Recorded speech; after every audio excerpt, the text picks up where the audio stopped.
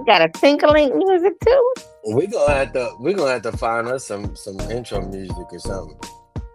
Some intro and outro We are music. live, y'all. Oh wow, we are, huh? Welcome. I know, right? Welcome everybody. Let me turn that down right fast. Good evening, everybody. Good evening. And we are definitely live. Did they catch us talking from the backstage? I don't think so. About 7 minutes. I mean, about 7 seconds. They didn't catch much. We didn't say much though. We didn't say much. Right. No, but family, welcome back to the Roundtable Talk Show. I'm your host, Christopher Jones. And of course, tonight is not about theories or polite talk. I definitely want you to know that it is all about exposure. They keep burying the truth under paperwork, headlines, and slick speeches. And we're here to dig it back up, sort of kind of beat this dead horse. Or like the orangutan said, don't worry about that. Don't, don't worry about it. Accordion hands. Nationally, of course, we spoke to you on last week about the ICE raids and voter purges. Well, ICE raids for sure. ICE raids for sure. But tonight we want to plug that into the voter purges as well, and sort of kind of relate them to how they look like open air Jim Crow. Kicking indoors, humiliating families at dawn, and purging us off voter rolls with algorithms. Mind you, this isn't identified individuals that are being purged from the voter roll. This is artificial intelligence saying they don't need to vote. Mm-mm. um, this ain't about crime, just like we said last week. It is not about crime. It's 100% about control. At the state level, especially here in the state of Texas, and others are out here bowing to a felon in chief. Lawmakers being stalked and babysat by troopers just for standing with their constituents. That's not democracy, it's a hostage situation. And our liberties here in the state of Texas is under hostage. Here at home, and maybe even in your local cities, to our listeners and viewers wherever you may be, but here in Beaumont, Texas, they want us to swallow $264 million bond dressed up as sidewalks and parks, but lift the hood and it's police stations, animal shelters, and a riverfront candy for developers. Black neighborhoods stay neglected, of course. You know, Mhm. they figure why not? You don't vote. BISD schools are failing, like we said last week. Drainage, of course, is still ignored. Mind you, there are some things that's addressed in the bond that we will definitely go over this evening. They tucked Alice Key Park into the animal shelter line item like we wouldn't notice. That's freaking insult. So tonight we break it down: raids, maps, and bonds. Same script, different hustle, right? Mhm. And we're exposing them all. Of course, I cannot do this at the table by myself. So I have the privilege of my co-host, Dr. Catherine Campbell, the Good sister who cuts evening. through the absolutely queen. She's the sister who cuts through the paperwork and points out the trap they don't want you to see, especially in an election cycle. Perry Busby, I'm quite sure he'll tip in here in a second. But he's the brother who don't just spot power, he traces it, follows the money and data, and shows who's definitely cashing in. And then, of course, I got my battle buddy, Dustin Harris, the man who makes policy and common sense plain, so nobody leaves confused. Of course, all of these individuals gathered here at this table um, brings a well-round conversation when it comes to BISD bonds and how the city circulatory systems keep failing its people. And if this is your first time tuning in to the Knowledge is Power podcast live, where we're hosted, um, again, welcome to the Roundtable Talk. So let's jump in. Of course, we're going to get started on the national level. We're going to talk about how ICE is running raids like it's a sport.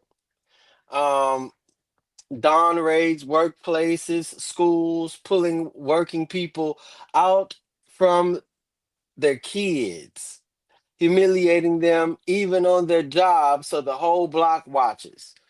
And while we are distracted by that, voter rolls are being purged with so-called data science, right? This is not an intimidation package as policy. And don't forget, the man at the top of it all is a convicted felon and perceived pedophile. Or if we can't say that on this particular platform, I do apologize.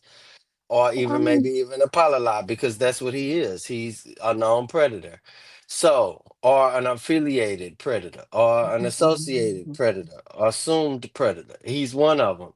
So, somebody who couldn't serve on a jury but can sit in the Oval Office has the opportunity, or let's say the guile, to try to destroy democracy. And again, that's not democracy, that's a freaking disgrace, especially with those individuals that support such behavior.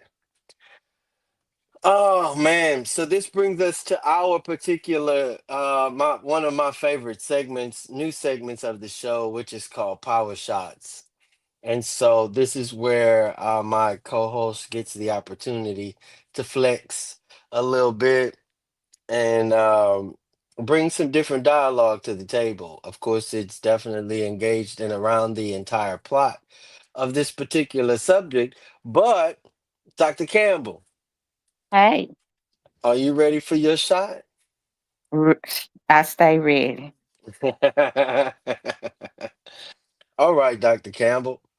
Break down how crime is the excuse, but data proves that they're targeting working families, especially in Black and Brown communities. Okay, so how crime becomes the excuse for raids. Hmm, Officials often justify militarized police raids as necessary tools against violent criminals, kingpins, or gangs. The word crime acts as a blanket rationale that makes extreme tactics sound unavoidable. But what the data shows instead is who gets targeted.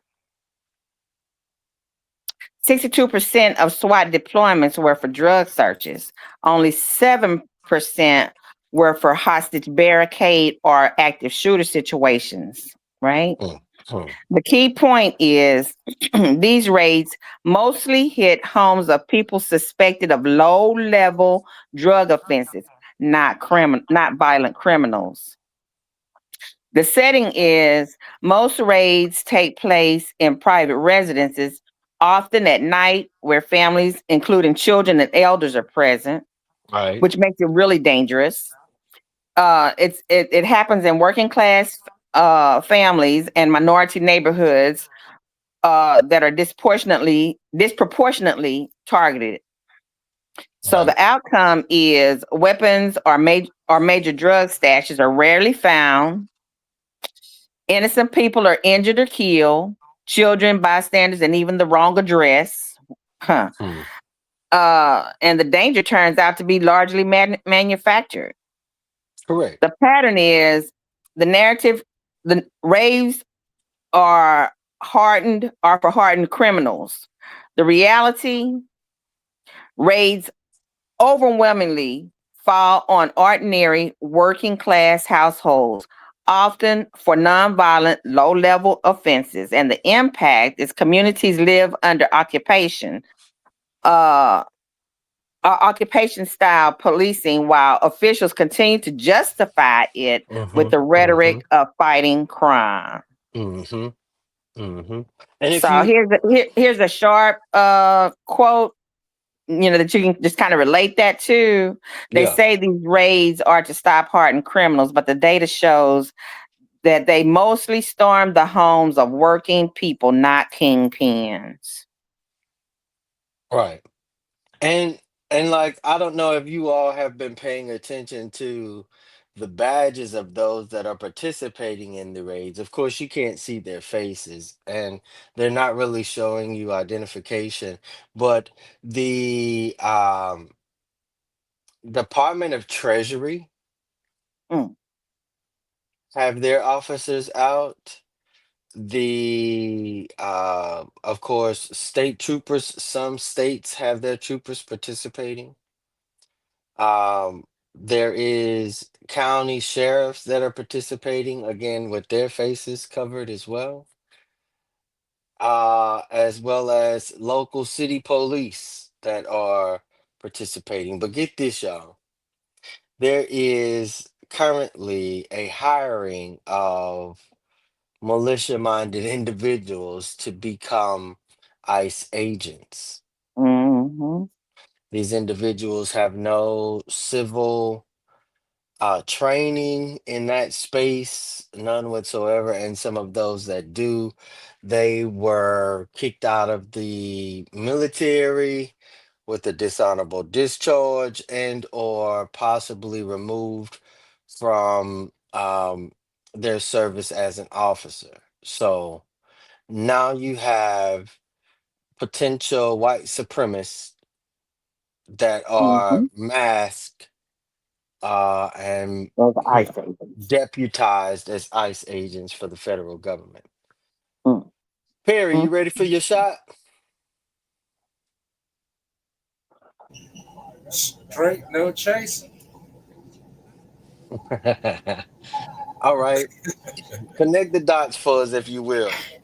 And you sort of kind of alluded to it last week, but I definitely want you to go a lot bit deeper. And I don't even know if that's verbally correct, but I definitely need you to go a lot bit deeper. So connect the dots. Slave Patrol, COINTELPRO, ICE raids. Uh, well, the one common thread uh,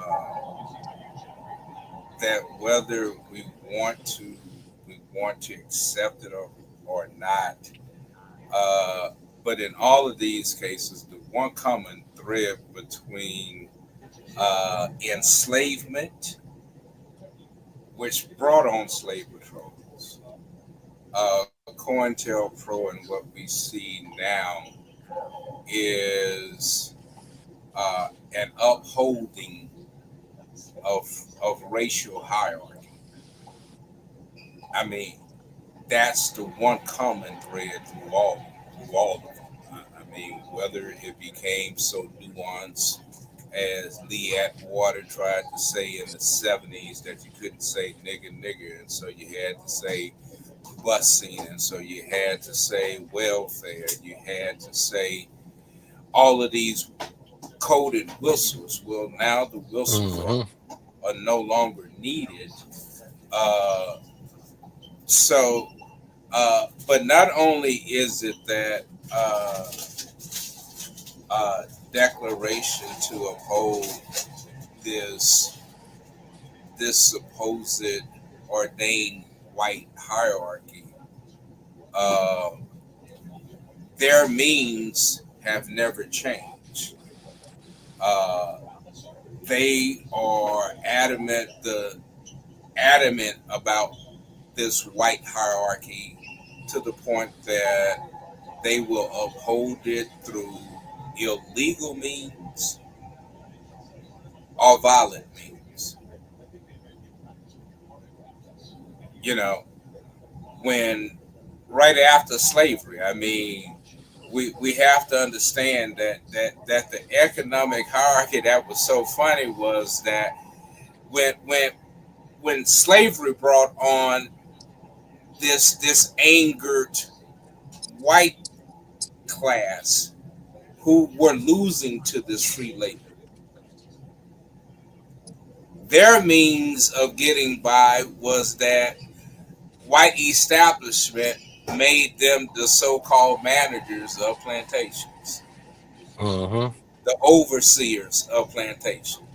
They didn't have skill. The only skill they needed was to be able to watch over black bodies by any means necessary. Mm-hmm. But the funny thing is, once you had emancipation, now those same whites were now without a job because slavery had been a means. Tie it together, connect them dots, pair. And so the only way that they found jobs were becoming a part of a slave patrol. Police department. I mean, my bad. The po- the police, and again, if not by illegal means, then violent means. So therein, you have police, the sheriff, and the Ku Klux Klan being of the same family. Yeah, But influencing again, the the white the hierarchy systematic found out design. that that was not the white hierarchy found out that that was not a lasting business model. And so here we come to civil rights. And those same whites now see themselves now, just like their ancestors, being at the bottom of a pole of the totem pole because they lack the skills. And Mm. again, here come these black bodies, along with these red and yellow bodies, and these brown bodies that now they have to compete with. And now you come right back to the Klan. And now, what they also had in common was that even in the slave patrols, they always relied on loyal Negroes, or at least a Negro that they beat to an inch of his life. Come on here, They got a man. little Dustin. subtle with it. They got a little subtle with COINTELPRO, and so they gave you some trumped up charges to now give you to now put your family's life in danger. And now here you are being a counterintelligence agent. COINTEL And again, agent. some were doing it willingly. Man. Dustin, take his shot glass from him. He done overdosed. He telling on everybody. We just gonna blame it on a drunken mind. They say a drunken mind tells a sober something. A The sober drunken, truth. yep, that's what it is. That's what it is. Dustin, you ready for your shot? Yep, yep.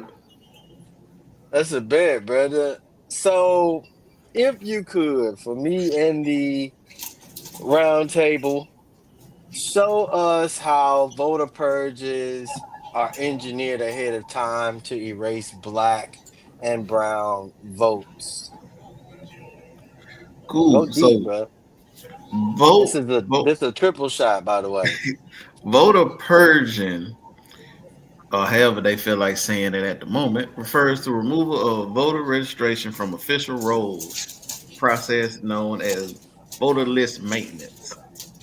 Now, most voting maintenance, if you say, is done electronically now. So they say it's not biased because it's done electronically. Well, Mm. who programmed the electronic? Because if I'm biased and I'm the programmer, I can have it run whatever I want it to run and do what I want it to do. Say But they that, brother. but they think people slow. So it's made to eliminate extras like people that are dead. Double registration. Say you was registered in your maiden name. Now you're married. Now you're registered in your married name. It's supposed to eliminate that. Supposed to eliminate people in prison, even though plenty of counties and states use their prison population to get seats into the Senate and the House, but we ain't gonna talk about that right now.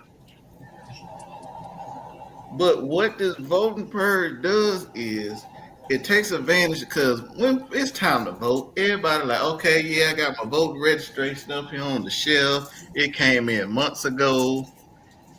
You ain't checked it from that point to when it's time to go vote. So guess what they did? They done took your name, took you off the list. You are no longer a registered voter.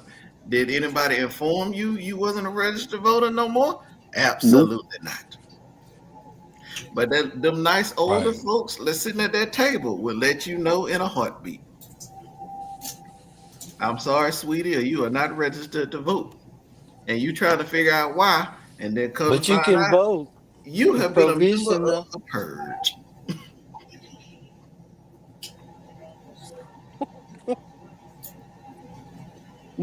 You're right, Chris. You can vote provisionally. However, Yeah. it may or may not count. You got to It may wait a not few count. days to get a letter in the mail. Right. Right. And they ain't gonna let it count. Flashpoint chat. Y'all ready? Yeah. Yeah, they ain't gonna let it count. Flashpoint for the chat and for the table if y'all willing, I want the answer. Do you feel safer about these raids, especially if you are like a DC resident or a Chicago resident or like a resident that have a black mayor and they claim you have high crime? Are you feeling safer after these raids? Or is it about keeping us scared, keeping us timid, keeping us, docile? Drop it in the Mhm. chat. Let us know. Anybody on the table want to respond?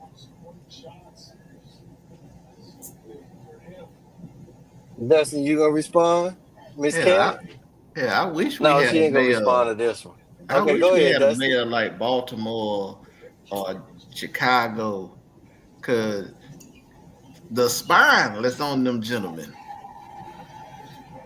They've Yes, taken the school district to task. They have taken the local Mhm. PD to task. They have taken state police yes, to task. They have taken the government yes, to task, all from their mayor's office. yes. That's right. And they even Because told the they have the right president, to do it. don't come here with that dumb stuff. That's right. Yeah, yeah, Because it ain't going to work how you yeah. want it to. And you're not going to be able to bully me into having my officers do anything for you. That's right. Exactly, exactly, exactly, It's exactly. been like that. They've been playing this. Remember back in the day when they said, "Knock the stick off my show." They still playing that old game. I mean, their whole intention is, what can we get away with? What you say? Cross this line? I bet you won't cross this line. I I used bet to you won't always cross just the punch line, people in the right? face. Right. Yeah, right, right.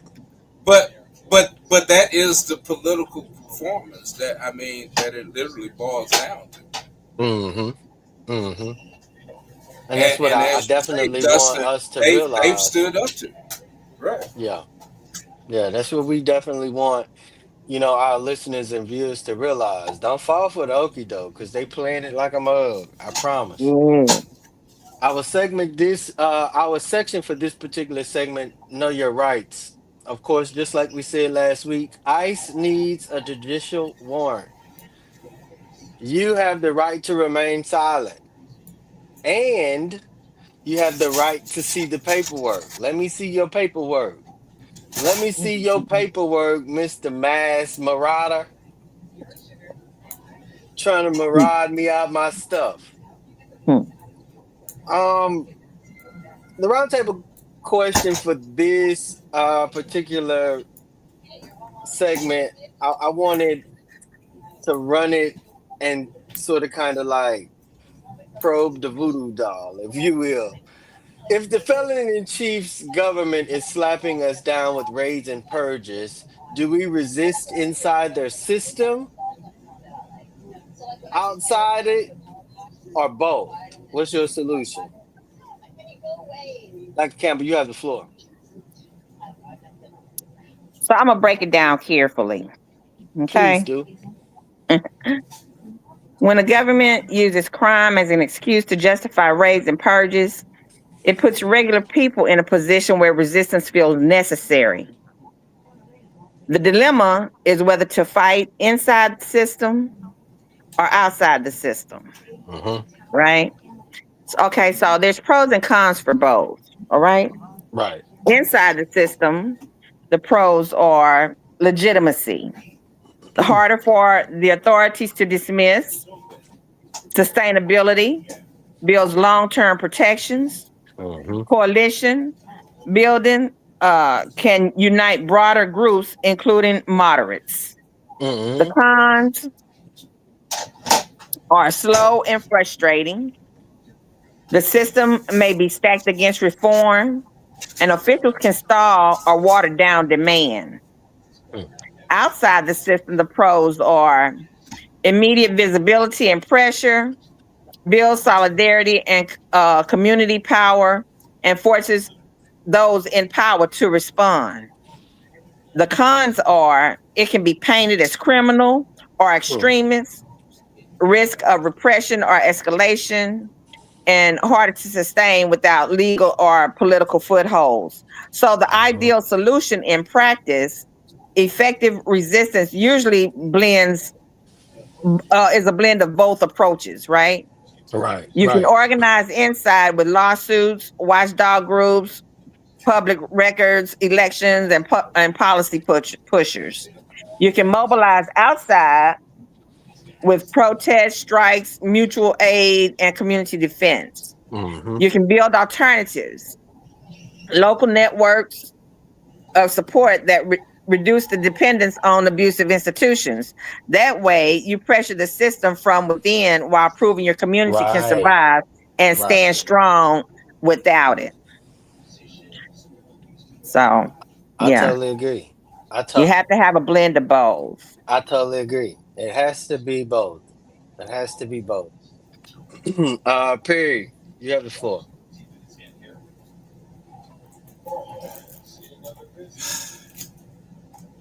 Hold on. Get them I lost notes. track of that. Let me look at my notes. Go on to Justin if you want. Absolutely. Dustin, if the felon in chief's government is slapping us down with raids and purges, do we resist inside their system, outside it, or both? And what's your solution? Hell, now you ain't gonna do it inside that system. They made it that way. So my point, ain't no need for swinging at the top of the mountain because you're not gonna connect a punch no way. So start from the bricks of the bottom. Build yourself a strong foundational army and control what you can control, which basically means hit them Mm-hmm. local elections, hit them Yeah, hard, and get them yeah. to push forward. Because if you, Say it again. as you see from them other cities, if you build a strong city council and a strong mayor, they can Mm. tell the governor to go shove it. Yeah, Ooh, yeah, If yeah, you build a yeah. strong city council and a strong mayor, they'll get the House and the Senate in order in your state. yeah. And Yeah, then both once you does get count. once you get them, then you can go after your governor, your lieutenant governor, whatever Ted Cruz job is. I really don't know, really don't care. Must be something for travel or something, because he always out of town. That little crooked, what is he? Attorneys General. Attorney General. I was about to call him a DA. You get them up out of there too. Them judges, all that. Once you build a foundation in your city, you can push forward and correct all them mistakes. I Mm-hmm. totally agree. Yeah, I totally yeah, agree. I totally agree. Perry, go ahead. yeah. No, I agree. Because once upon a time, that really was our formula uh, for building Mm-hmm. leadership, and unfortunately, we've kind of come into this cliques and like Sage, and shortcuts to leadership. Uh, Not saying that it's all bad. Don't get me wrong. Uh, but I agree with Justin. Regardless to how whatever means we have, it has to start with the foundation. Hmm. And so the what we are seeing in many cases is that what we thought were foundations were really just some plywood to cover up a manhole. And so now it's time to really do some excavation and some reconstruction. Mm, Hmm. mm, mm. Hmm. I agree, especially when Well, when you said excavation. Um, One thing, especially here in the state of Texas, and we'll probably touch on that next week, because if y'all did not know, on September 1st, we received 742 new laws here in the state of Texas. So we'll definitely mhm, be touching on that next week. But just like Dustin said, while you have the power, use it. mhm, And know that our governor is coming after just that brick, that bottom brick, like Dustin mentioned. He is coming after home rule for all cities here in the state of Texas. So flex as much power against those individuals at the ballot box that you possibly can. Um, say it again at the ballot box. at the ballot box, you got to do it at the ballot box. Standing outside of state capitals and city halls and federal buildings is great. We appreciate that, but we have to take that anguish and that excitement to eradicate corruption to the ballot box. My All that answer to energy. this, exactly, my answer to this particular roundtable question is we do both, but not the way they expect us to, right? Mhm. In the system, we choke it with paperwork, complaints, FOIA, lawsuits that drag their lies out into the open, out into the daylight. And just like a vampire, when you pull it out into the daylight, it dies. Outside the system, we put you know, protections around each other. Just like Dr. Campbell said, we document our own truths to a point to where we see that they are eradicating or obstructing history when it comes to black individuals. I heard the orange orangutan said America has created everything the world knows and uses currently. But what I want to solidify is that yes, it was America, but put a label on it because it wasn't just Americans. These were Negroes that you and many others in your community didn't see fit to invest in. You even stole some of their inventions of these Americans that just so Mm. happen to have been black. So, yeah, we build spaces they can't raid, right? Communities they don't feel comfortable pulling those types of things in. Stop begging for entry to their spaces. Stop begging for entry into their places. Stop seeking acceptance into their spaces because they don't really want you. They want your strategy, they want your tools, they want your money. But you, they could do without. We must start, just like we've said in the past shows, we must start building outside their walls and erecting walls of our own. Moving to our second segment, which is our state segment. Of course, we're talking about confinement and constitutional rights here in this particular segment. Um, Lawmakers broke quorum here in the state of Texas. If you haven't heard in the news, can somebody mute? Lawmakers broke quorum to block racist maps. That's legal, 100% legal, all the way legal. Um, that's their job. That's their responsibility, especially if directed by their constituents to leave. But instead of respecting it, our governor and many other Republican legislators elected to the state of Texas um, sent state troopers to stalk, sit on, and drag them back to the state capitol like as if they're fugitives.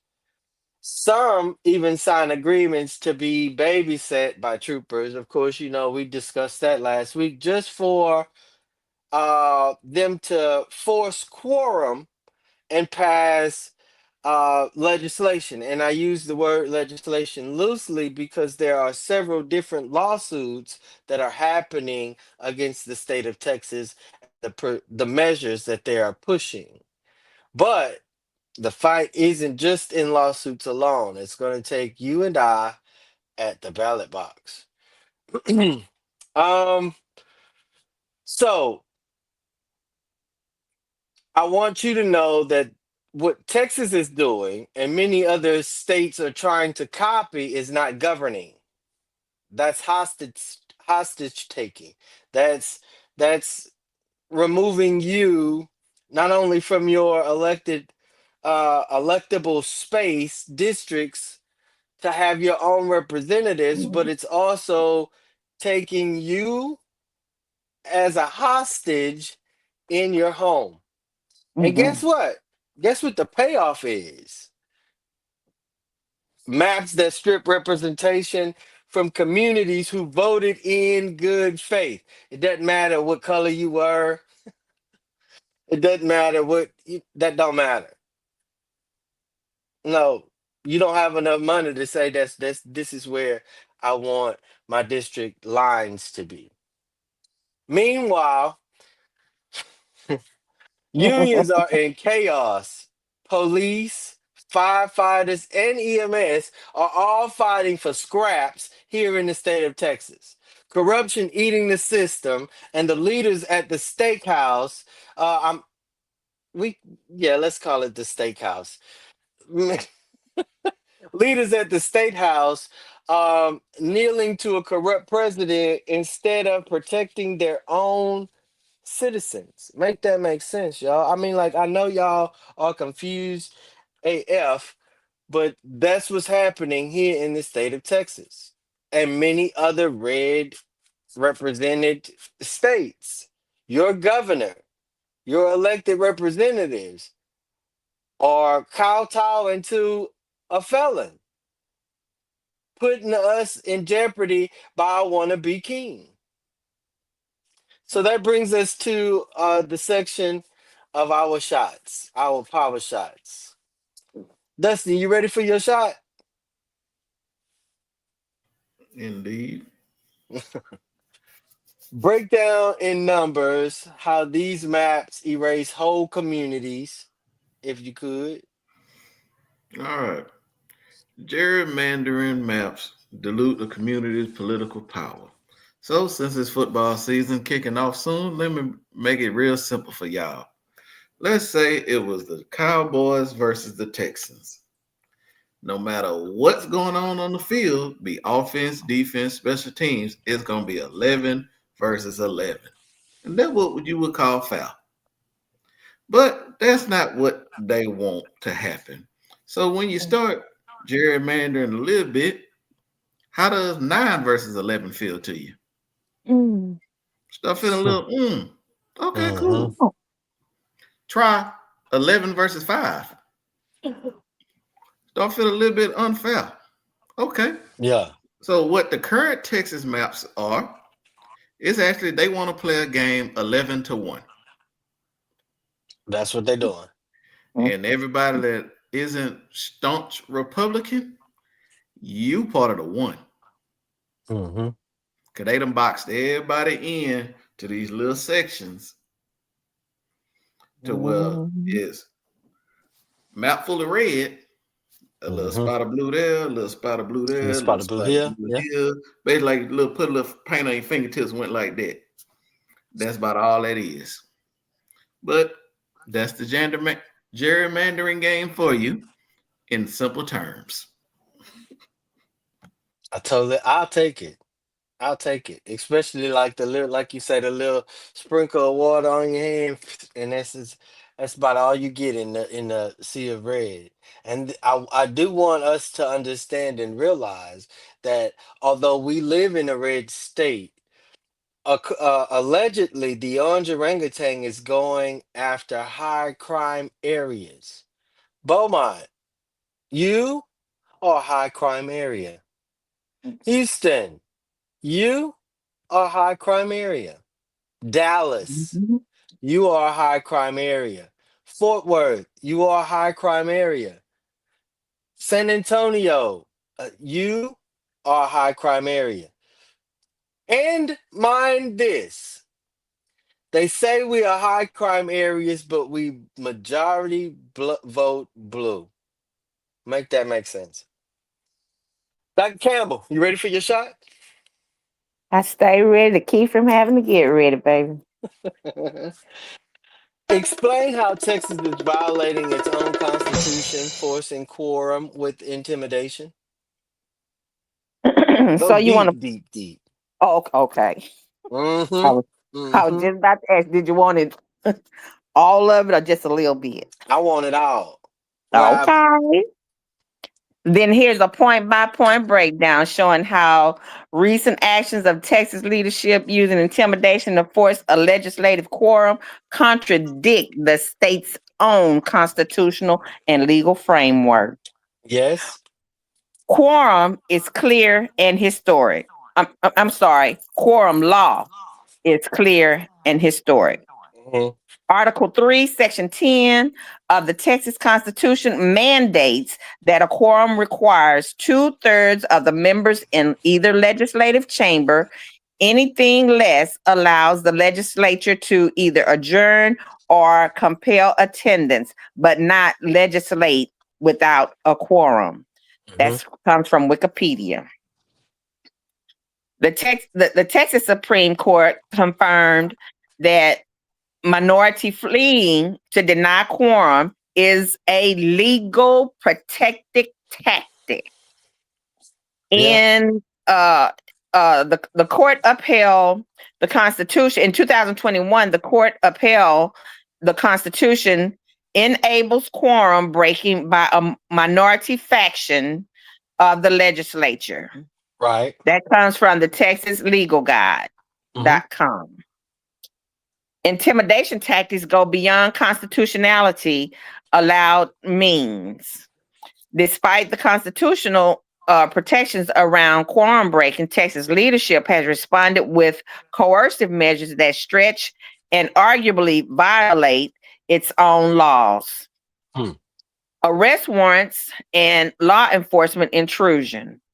Lawmakers were targeted with civil arrest warrants, and state troopers reportedly arrived at Representative Josie Garcia's home, even though she was out of state, and in a household with children and a husband with PTSD. Imagine how that set him off. Right. I could imagine. Yes. Financial penalties and withholding pay.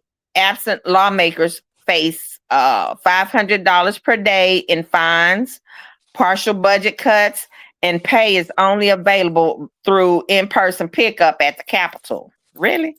These penalties are punitive, aimed at coercion rather than constitutional enforcement. Y'all know we like that direct pay, right? Direct pay, and everybody up there got it. But they making them show up in person to get their money. Right.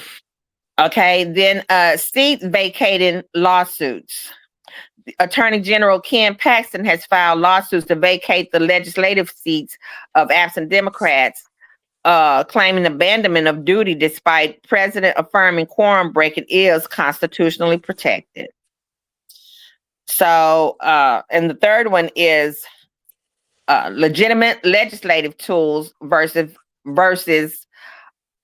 obtrusive overreach. Abusive overreach. Mm-hmm.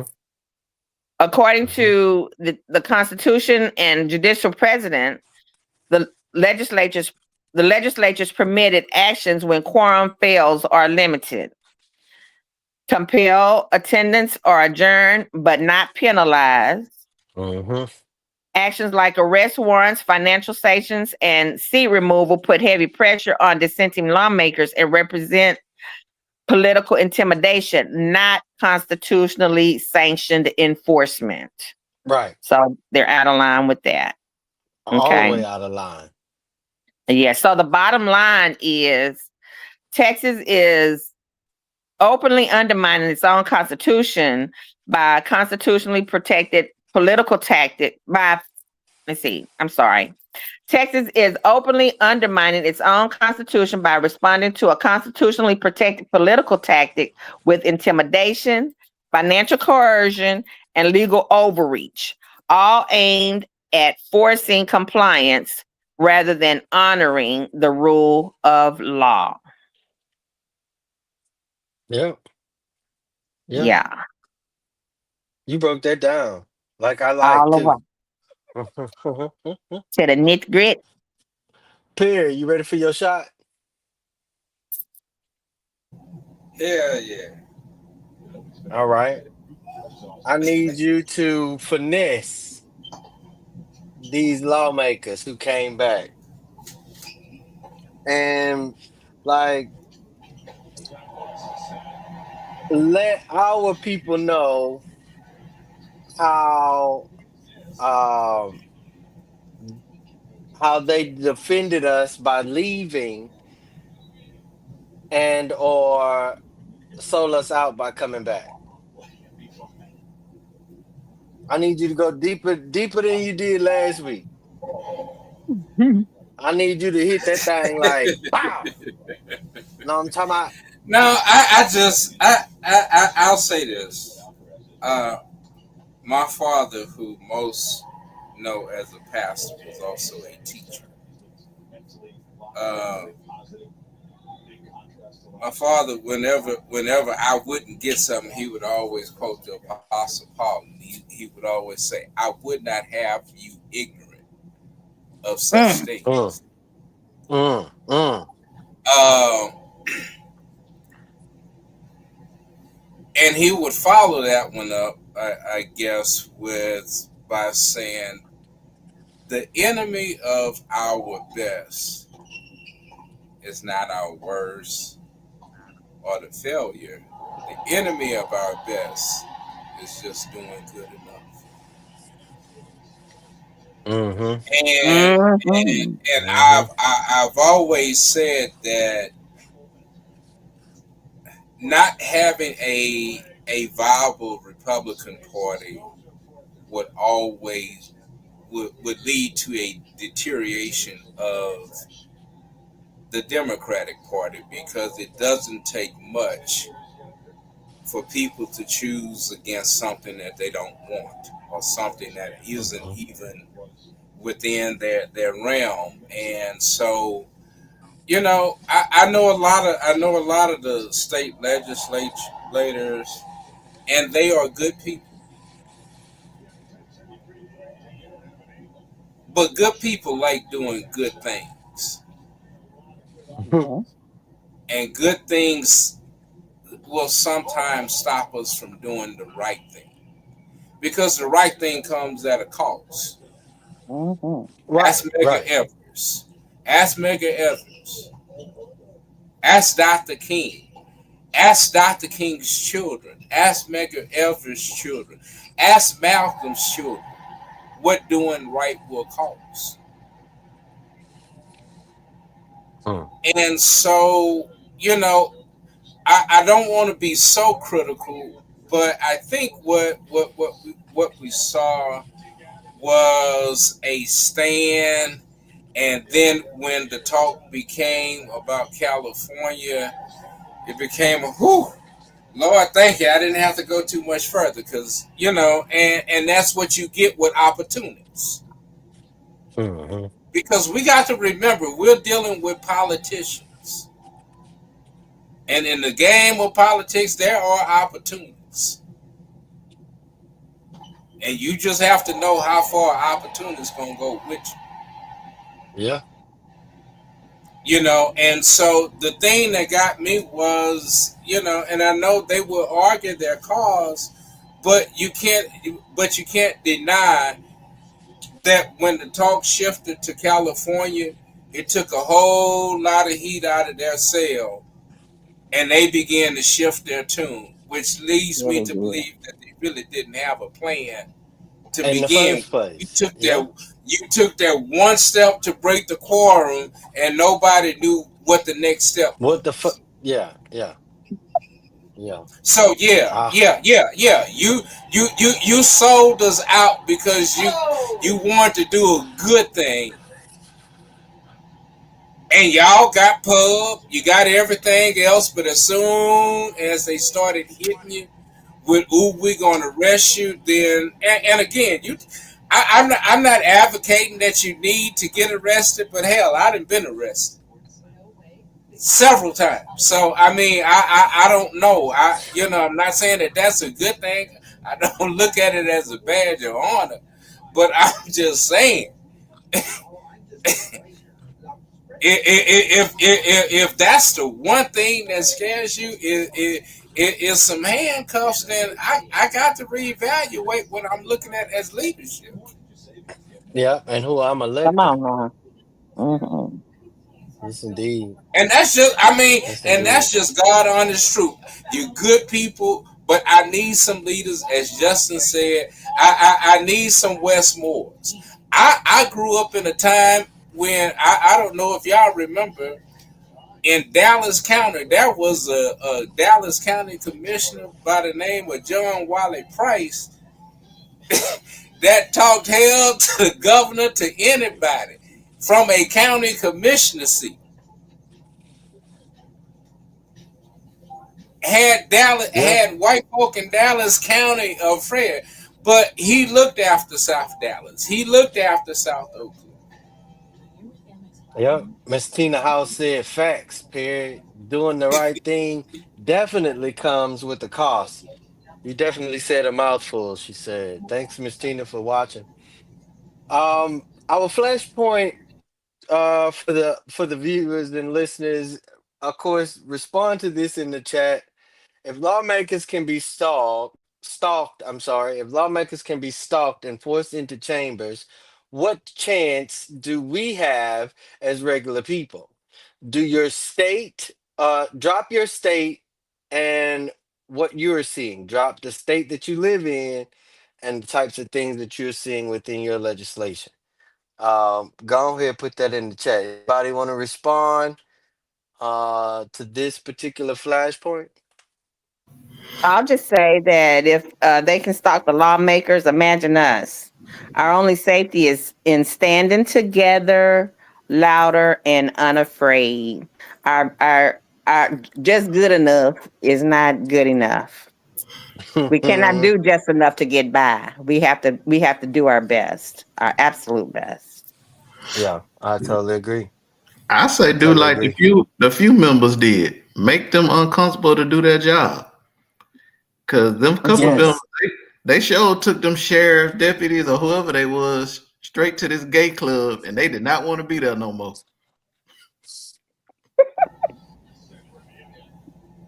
It all works hand in hand It together. does. It does.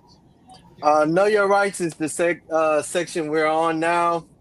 State constitutions can protect stronger than federal law.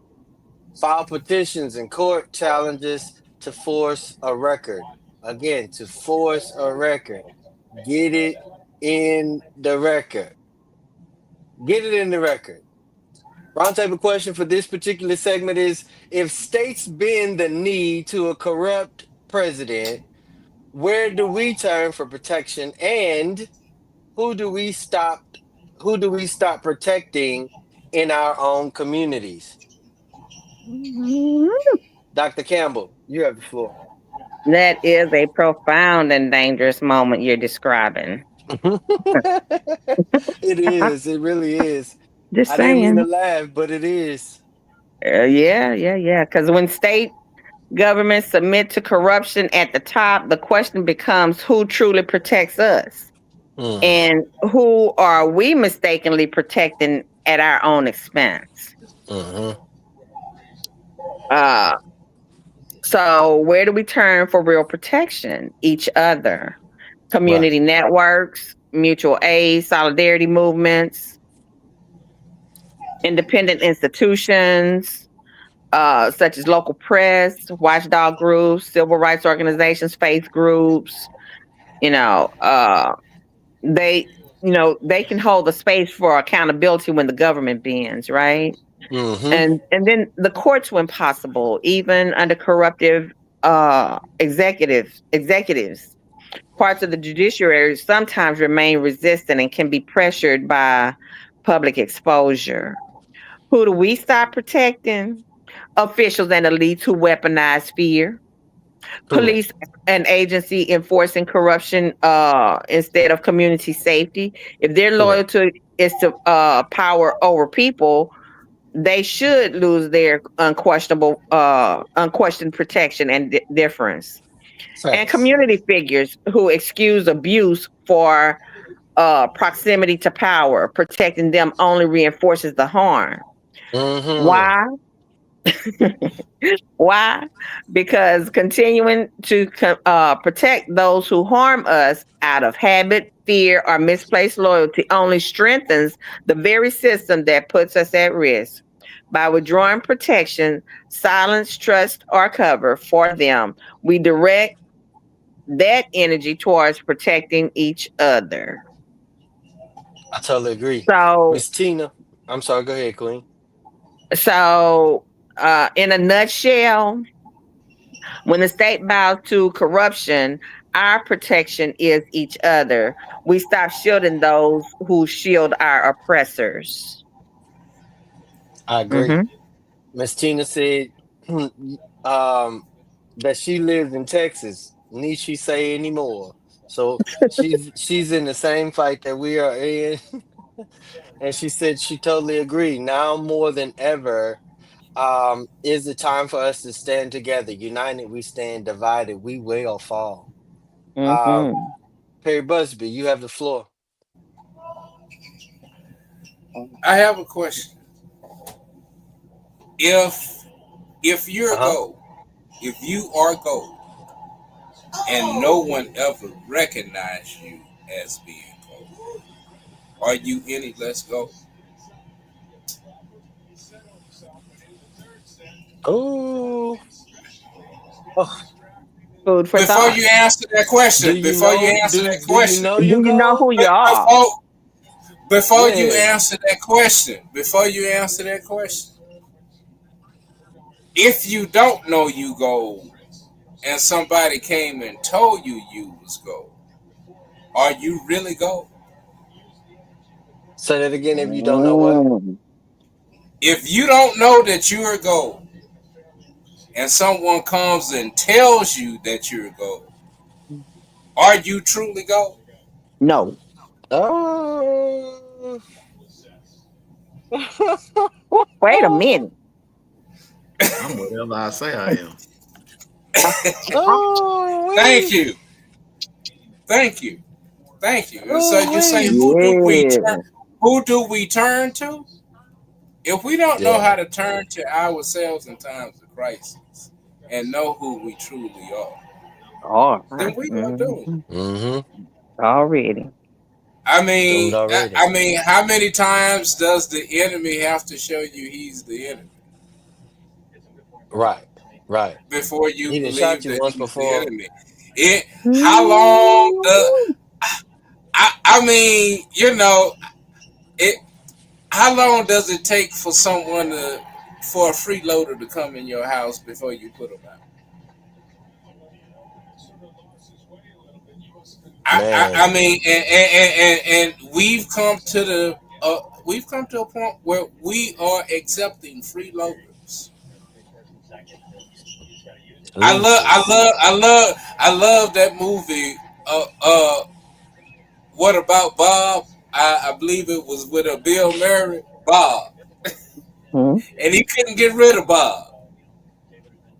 But we have some issues, and the Man. biggest issue starts with who are we in this time. Forget Yeah. about who we are before we know we. If your past doesn't inform you to who you are, then I really don't know how to help you know who you are. Facts. Mhm. Mm, Facts. mm, mm. Miss Tina said, I know And who I all your am. past I am gold. keeps pointing to we were our best when we depended on each other. But yet our past does not inform us of that because we keep asking when we gonna get along. When we gonna get along? When we gonna come together? Wow. Miss Tina said, Perry, I know who I am. She says, I am gold. She say, I study for myself. So just because you say it's so doesn't make it so. I know how to check facts. That's what I like. Miss Tina House, thanks for viewing. Dustin, you have the floor. Protection, no protection, who cares? Like I said on previous episodes, it's time to switch back into something I never came out of, but plenty of people have. Trying to get back on the survival mode. But while you're in it, you need to stay vigilant. Cause pay attention to those ones who's getting along to get along with what's going on. Cause those are the ones that's when the opportunity presents itself, they need to be unemployed and with the Mm-hmm. quickness. But that's Mm-hmm. all I got. Mm-hmm. I agree. I agree. Especially when you being an opportunist on on my back. You ride my coattail like the old folks say. You ride my coattail and you picking up all the things that you know what I'm saying, folks chasing behind me and you grab well, I got it for him, and never one time gave it to me. Um I do agree. We stop protecting faces instead of principles. Mhm. Stop protecting faces instead of principles. That mean, oh, I know them. I went to school with them. Mm-mm, mm-mm. Mm-mm. Mm-mm. That's something horse of a different color. My principles in me and in my community will let me know who I need to protect. Right? Just because they look like us, went to school with us, broke like us, work with us, struggled with us, don't mean that they ride for us. Some, just like Perry said, individuals are only in the ride for the treats. That's it. They only come to your house to dig in your cushions. Mhm. That's it. That's it. They're gleaners. And we can't be mad at them for being gleaners because they know who they are. You are the gold bar who allows people or individuals to come by randomly and chip a piece off of you and bring it to a somebody that don't have or have a little bit more than they have just so that they could get a little bit. Right? Yeah, they they look like us, but they're not for us. If you kneel to power while your people bleed, you're the op. Period. 100%. Just like the kids told me to say. You the op, cuz. Straight up. OG, you the op. YG, you the op. YN, you the op. You the op. And we identified you already. We know you. We know you because you already know who you are and you move in that space. I love the analogy Perry brought to us about gold and somebody coming up to you to tell you that you are gold. Are you really gold? Man, the people need to stop giving cover to anybody who betrays them. No matter the skin color, no matter the party affiliation, no matter the wealth, no matter the riches, no matter the land.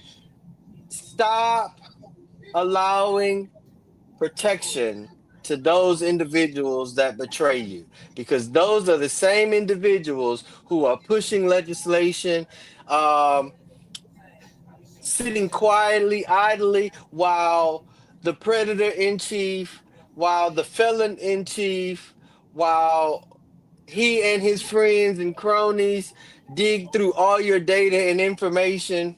And it's not something I'm guessing about, it's something we know. And I do want you to know that that is the only way. That is the only way we're going to come away from some of the things that we are pushed into currently. Again, just because they look like us, don't mean they ride with us. Segment 3, local bonds, backdoor deals, and development. So we're going to get real close to what's going on here in the city of Beaumont. And I definitely want to I mean, open it all the way up. I mean, like dig in, pull out, and be like, what's this? You know? So they're calling it a $264 million bond for progress. But let's read the fine print or what they did print, right? And pick even that apart. Proposition A, and I'll be looking this way a little bit too, because I'll be reading some of these propositions. I got this pulled up right here. But before we go to that, I'm glad. Before we go to that, I do also want you to know. No, we'll stick with it. We'll stick with it. So, Proposition A, $58 million for sidewalks and drainage, but the neighborhoods that flood the worst aren't even listed. So, the City Sidewalk Initiative. Proposition A, draining streets and sidewalks. It says City Sidewalk Initiative. Funding for a major sidewalk initiative to address sidewalks citywide. How many times did we see this? I'm not that old from the first bond, but I do believe that the first bond is also public record, and you can find out what those propositions were. And guess what was on it? Sidewalks. Wow. 30, 43 years ago. I think last week I said 30 something years. So it's 40 something years ago. Sidewalks was on the bond. And it passed, y'all. So where are those sidewalks? Not Ooh, in I know our where they at. neighborhood. Okay, that's what I wanted to know. Where they at, Dustin? East Lucas.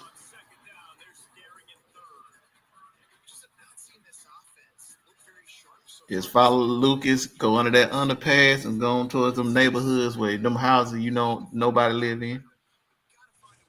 Oh, so that okay. Street Oh, improvements. past Folsom, is that what you're talking about? Yeah, yeah. Just keep on past Exactly. Folsom. Just keep going. You right, you right. Street improvements. Um, which is proposition, I'm sorry, still proposition A. Street improvement includes improvements to the following streets across the city. Following streets. Did y'all hear that? Following streets across the city. Mm. Lucas Drive, east side of the city, or west side of Lucas. Avenue A. Is that east side Avenue A,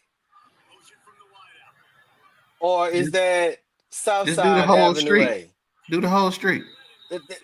That's what they didn't say. They didn't say, it didn't say all of Avenue A. Avenue C, is that the whole street? Carroll Street. I have a question for Carroll. What resident do you know that's on Carroll Street after they done got bought out by ExxonMobil? Mm. What I don't even neighbor do remember you what Carroll know Street is. at ExxonMobil's front gate? Where Carroll where Street where Park, where where the bank was, where Rave was. where Carroll Street Park used to be. Oh, nobody. That's a parking lot, ain't it? Exactly. Avenue C. I'm sorry, Carroll Street. There is no residence on Carroll Street. Then not only Carroll Street, but you say Sycamore. Sycamore. There's no residence on Sycamore Street. No residence on Sycamore Street. No resident. No resident on Sycamore Street. There's nothing but ExxonMobil and the Port of Beaumont on Sycamore and Carroll Street. Nothing but industrial traffic travels on Carroll and Sycamore Street. But the bond got it. I told you I was coming back this week. Doucette Avenue. I live on Doucette. You told us in 2011, after you finished Madison, which was not in the bond, which all of a sudden got funded when Christopher Jones ran against Becky Ames in 2011, because the streets were raggedy and horrible then in 2011. Now you decide to put Doucette Avenue on the bond, but mind you, I do recollect an ex-council member coming to our city council meeting to tell us that Doucette was on the Capitals projects list. Now it's on the bond. Make it make sense to us. Is that Y'all funding think twice? people? That's what I want to know, Miss Cat. That's what I I was want just to know. highlighting it. I mean, first you tell us it's a capital project, then you put it on the bond to say, oh, well, we're not going to do Doucette anyway, because majority of the streets that we proposing as street improvements is on the east side of the city, along with Dollinger Road. Who the hell do you know on Dollinger Road? I'll wait, with the exception of Miss Peggy Lee, and I guarantee you they're going to stop before they get to her house. I'm going to wait. I'm going to wait.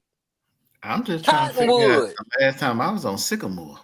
What new developments, because I'm quite sure that Cottonwood Extension is going to only be on the other side of the tracks. I'm picking it apart. So you decided to put streets or street improvement in an industrial package for our industrial communities? Make that make sense. Cottonwood, 7th Street. Who's on 7th Street? No, who's on 1st? No, who's on 3rd? What's on 1st? Isn't his 7th Street 7th historical Street. district? 7th Street is that asphalt plant back there. Exactly. It's that little bitty piece That of rock 7th quarry. Street. That little bitty piece of 7th Street coming off of Dollinger or coming off of Cottonwood. Oh, they dirty. That little bitty piece of street. Now that street is raggedy. Because the street is horribly raggedy. But what do they need sidewalks for, please? I'm still waiting. If you can remember, we redid 7th Street from what's that? Laurel all the way back to the interstate, didn't we? Mm-hmm. We did. Yeah, we did. Gladys Avenue. Which part? Gladys Avenue is also a street that's on the street improvement. I bet I know. Don't which worry, part. I'll wait. It's the part between the freeway and I bet you it's on the other side of them tracks. Right. Yeah. So, like Desmond said, between the freeway and Major. Right. When this side of Gladys Street needs a lot of work as well. So, citywide drainage improvement, funding for improvements to the Broad Oak Street outfall ditch, West Lucas Drive storm sewer rehabilitation, a citywide ditching program, and related equipment. So, gradals and all of that y'all be using to bang on the street and tear up concrete? No, hell no. Citywide storm sewer cleaning. Ain't that supposed to be regular? That's supposed to be preventive maintenance, right? Yep. But man, why y'all read. They were doing that already. You say what, Dustin? I said, why is it on the bond? They was doing that already around the city. Supposed to be doing it around the city. They were supposed to be doing it already. But mind you, Our management, our city management gets the um directive from council. Your mayor and council is the reason why the bond looks like it looked, because they chose not to pick innovative and community engaged individuals. So Proposition A is um 58 million, $58.1 million for sidewalks and drainage, but the neighborhoods that flood won't get nothing. I just read it. I just read it to you. I just read it to you. Proposition B, $147 million, more than half the bond, more than half the bond for police headquarters, animal shelter, and a $49 million multi-purpose arena.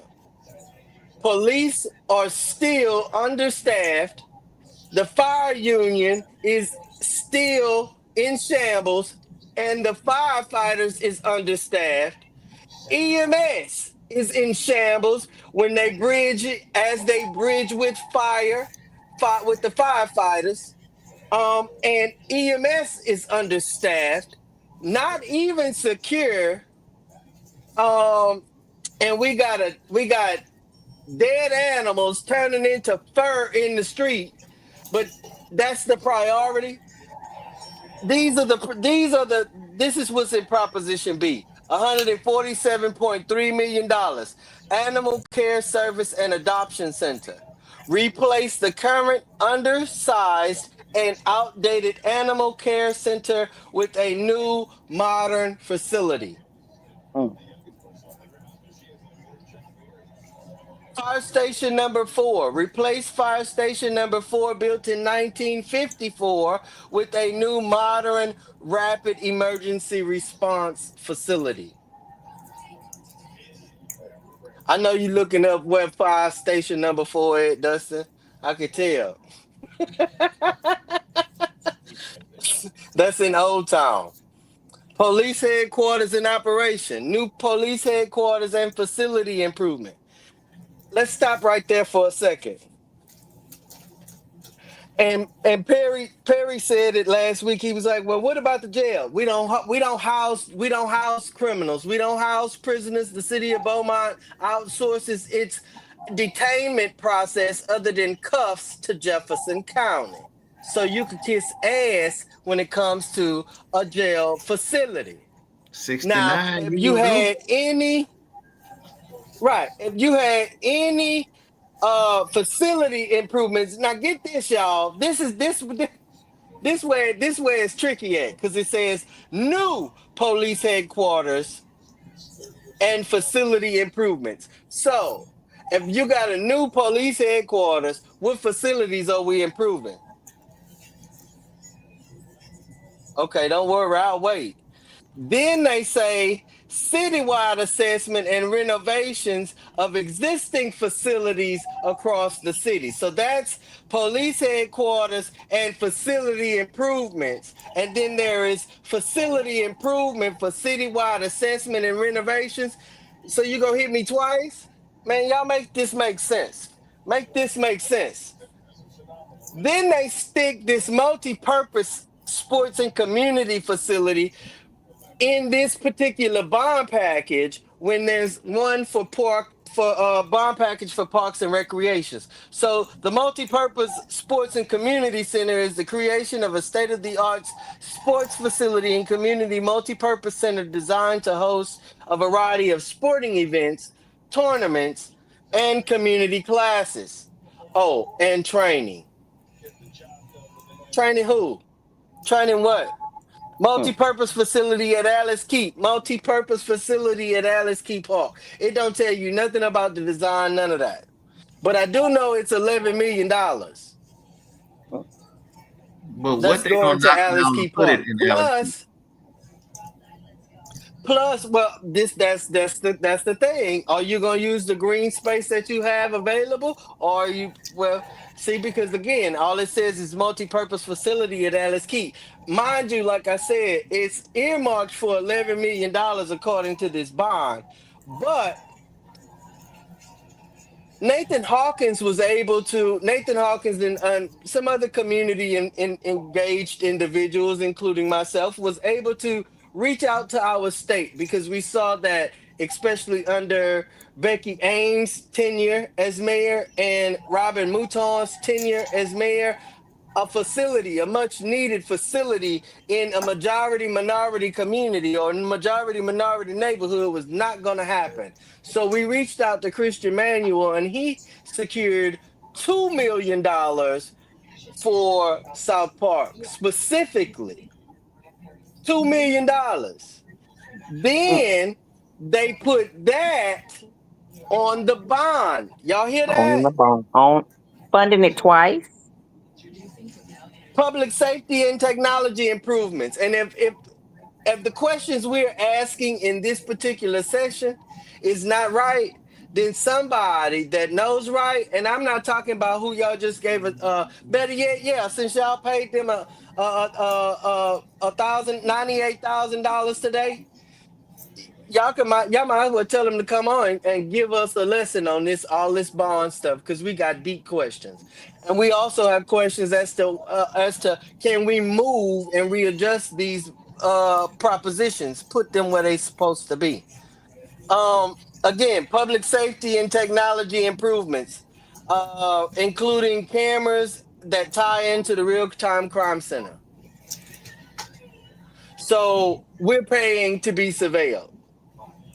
All right. Proposition C is $37 million for parks, but you do not see Alice Key Park in there, and it's for recreations, and you do not see the facility, the athletics complex in there. This is what they have: playground equipment and park improvements. Didn't we just do a park improvement study? Mm. We we Mm-hmm. did we just did that, right? Mm. Construction, rehabilitation, and equipment for permanent improvements and facilities for certain city parks. Not all, certain. Certain. Include Hal Booty Park, Cottonwood Park, Fletcher Mini Park, Pearlstein Park, Gosman Park, Collier Ferry Park, Magnolia Park, Terra Park, Rogers Park, Riverfront Park, Roberts Park, and Central Park. Mind you, South End Park, Chalk Pilot Park got $100,000 from ExxonMobil and maybe a $40,000 play gym. Let's keep moving. Renovation of park restroom facilities. A system-wide renovation of park restroom facilities replace outdated, unusable facilities within modern restroom facilities. Didn't y'all say y'all not gonna keep the restrooms open at night Mm. because you worried about the transients? Make that make sense. Terra Park upgrades, and added amenities to Terra Park, 20 million. and that's majority going to the golf course. Uh, Athletics complex number 4 converts softball fields on complex 4 into baseball fields. Upgrades to restrooms, dugouts, um, fencing, bullpens, and other amenities to allow year-round use. It, it's a baseball field. It wouldn't matter if it was a softball Build it, field, and they'll I come. understand the distance between the base. Right. I was about to, man, Riverfront Park, Proposition D is $12 million. Riverfront Park, expansion of Riverfront Park with family focus amenities. Family focus amenities. Expansion of Riverfront Park to where? Kennedy Industries. I mean, you just finished the riverfront stuff a week ago. How you know you need to improve it already? What you said, Perry? Building in there come? Yeah. Proposition E. Proposition E. Point Park North Extension. Now, this is the shit right here. And excuse my expressions. Ooh, I this is thought they dumb. took that one off. It's still there. It's still on the website, and that's where we're reading it today. No, Okay. they took off the dialing extension. Oh, okay. So the Point Park North extension is extended at 0.6 mile segment of Parkway from Northwest Parkway to State Highway 105. So that empty street that I be telling y'all, me and Dustin be, where I be sitting on counting 7 people a day or Mm-hmm. 7 people a week, they want to go. So you know how you could go down that street and then you turn left. They want to also make it where you can turn right, and you'll end up on 105. Oh, Do they y'all trying to not go know into whose property? that little wooded area. Huh? Y'all know whose property that belongs to? Somebody Mm. that's about to get paid. Parigi. That's Parigi's property. All along Point Parkway. That's Parigi's property. I told y'all I don't care no more. I don't care no more. I don't care no more. And I'm quite sure Feeling Investment got some money into that too. I'm quite sure. I'm quite sure. I'm quite sure. So that's what we paying for in the bond. Not Point Parkway North extension being granted to developers to do, because that's Mm. what developers is supposed to do. So now you got Alice Key. They tucked it inside the animal shelter line item like we wouldn't notice. That's 100% deception. So let me know if y'all ready for y'all shots, because we just broke down this entire bond. And if people find favor in it, by all means, that's you. I just like to call out waste, fraud, and abuse, and I'm not Doge. I like to say where I see fat, and I'm not your elected.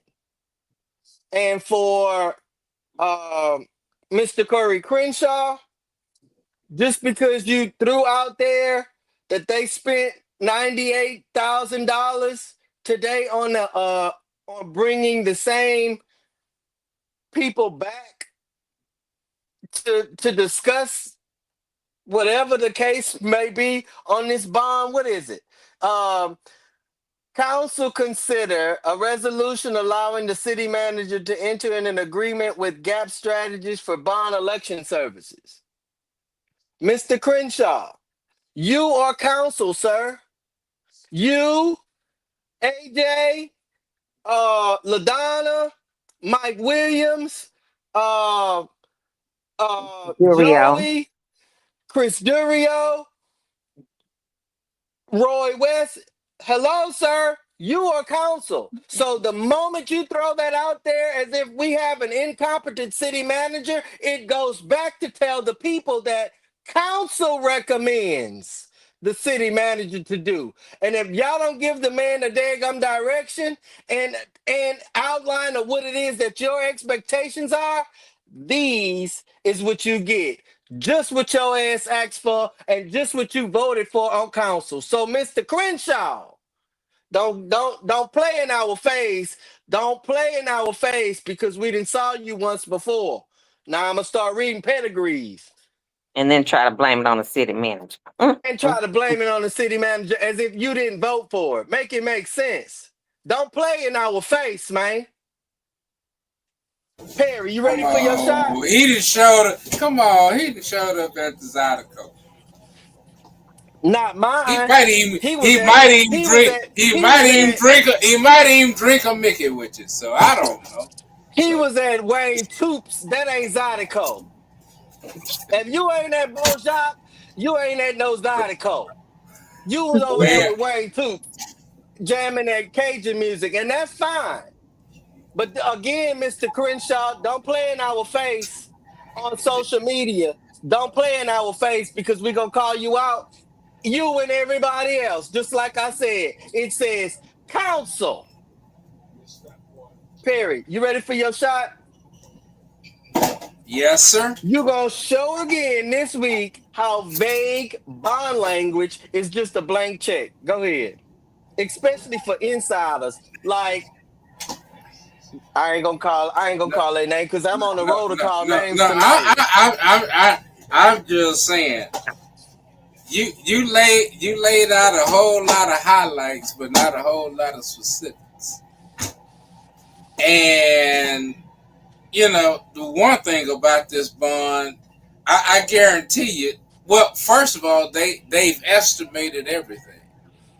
So don't be surprised when Alice Keith that 11 million at 11 for Alice Keith goes down to maybe about 1.5 because now they found out, oh well, we can't do what we had originally planned because we've done an evaluation, and so now we're gonna reallocate funds.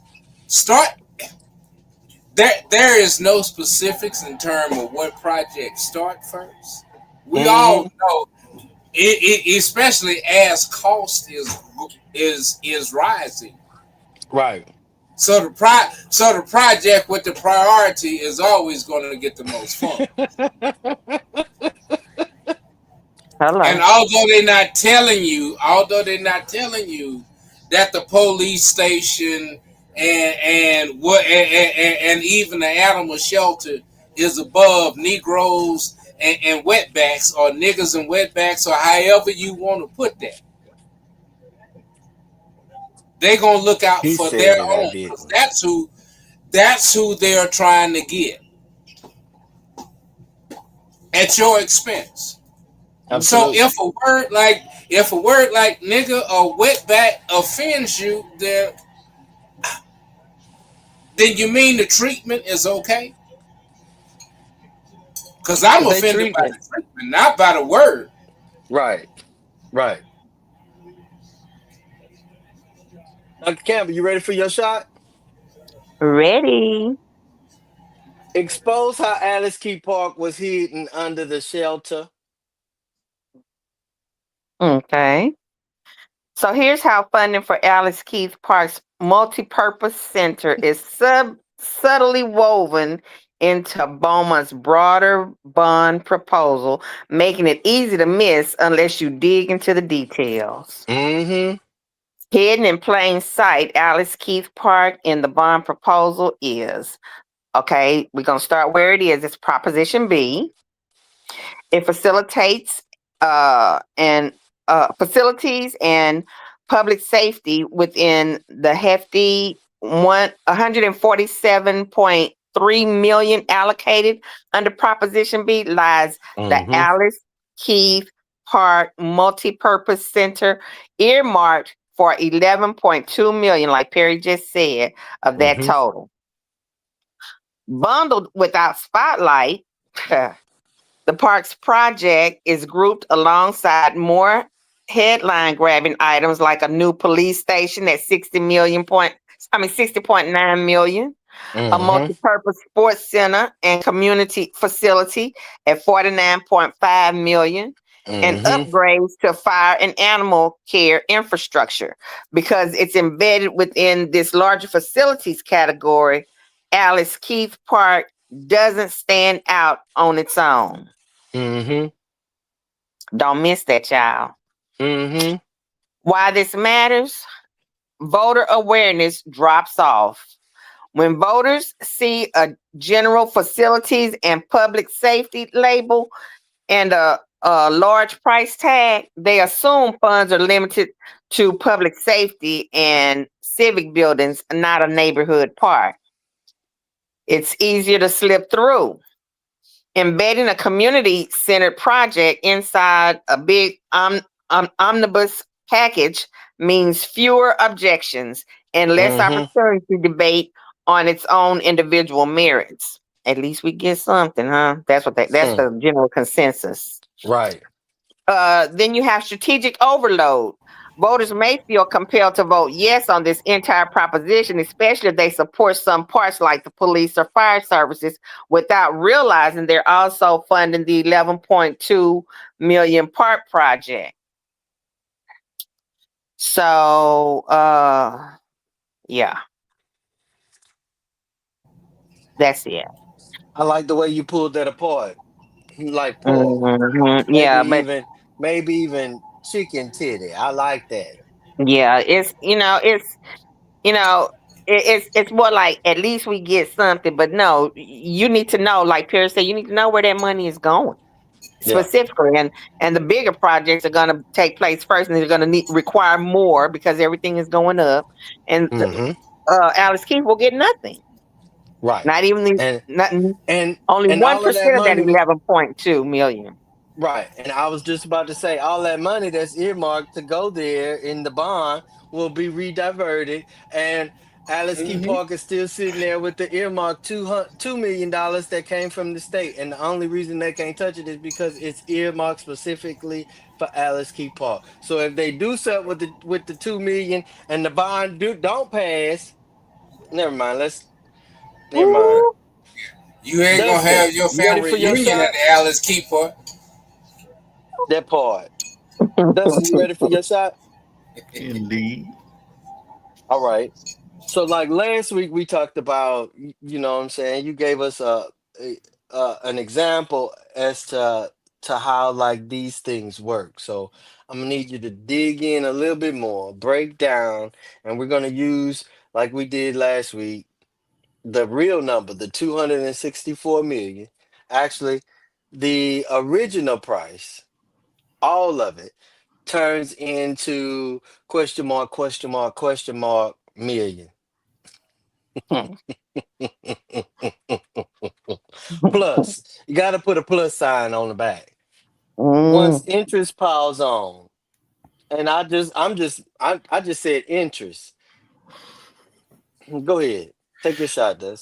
All right, I'm gonna round up to 265. It makes math easier for the people that need to follow along.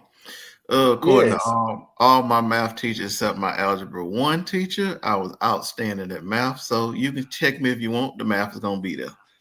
So let's you just must have take. had. I ain't had little. I wish I did though.